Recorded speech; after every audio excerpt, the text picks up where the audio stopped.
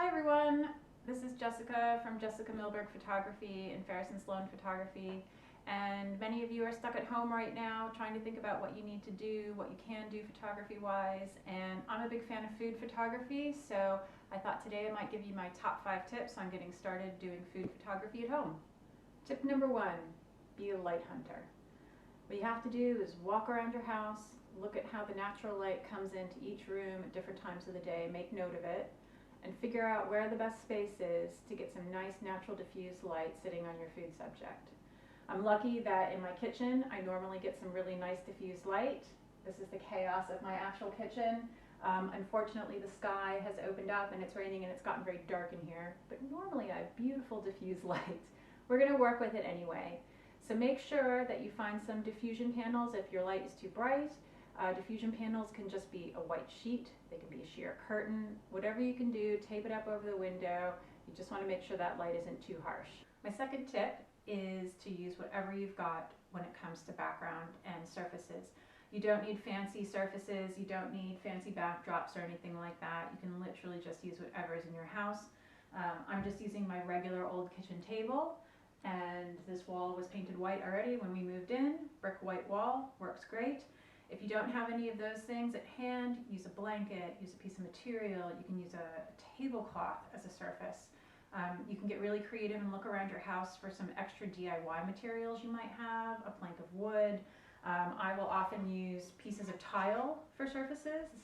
If you have some at hand, I find these backdrops and surfaces are really great. They're not super expensive, you can order them in the post. Some of you might already have them. This one's a marble surface. Use what you've got, it doesn't have to be fancy. Third tip is you don't have to be a professional food stylist or have lots of props in order to take great food photos. You can use pretty much anything you've got lying around the house. If you want to, you can plate up last night's leftovers and take photos of that. If you've been doing a lot of baking during lockdown, you can just take pictures of your bakes. And props don't have to be very expensive or exciting either. A prop can actually just be a tea towel that you have, or a napkin, a piece of cutlery. You can even just do a dusting of flour, if you can find it, as part of a prop, or use some ingredients that you've used to bake with and just scatter them about, fresh vegetables and fruit, etc. My fourth tip is to create interest through composition and depth of field. Start simple in your setup. I like to start with just one element, photograph it, and then add things one by one, like your props, your cutlery, your tea towels, your dishes, your slices, anything like that. Add those in one by one. That way, if things start to look a little too complicated or cluttered, all you have to do is remove one element instead of starting right over from the beginning. Also, I like to shoot a bit wide, and that gives me a little bit of option when it comes to post-production and cropping. It also means that I can leave a little bit of room for text in case I need to add some of that as well. And finally, for my last tip, keep moving around your setup as you shoot to get a different look. The look of food changes significantly depending on the lighting and camera position. Get down low, go up high, go to one side, go to another. Try different things. Play around with different moods and exposures.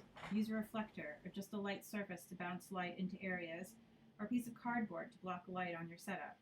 There are endless possibilities for one setup, so don't be afraid to play around.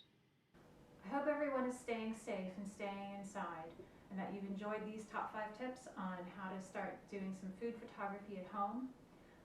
Don't forget to use the hashtag #ISOPhoto so we can all see what you've been up to during lockdown with your photography. This has been Jessica Milberg, and everyone stay safe.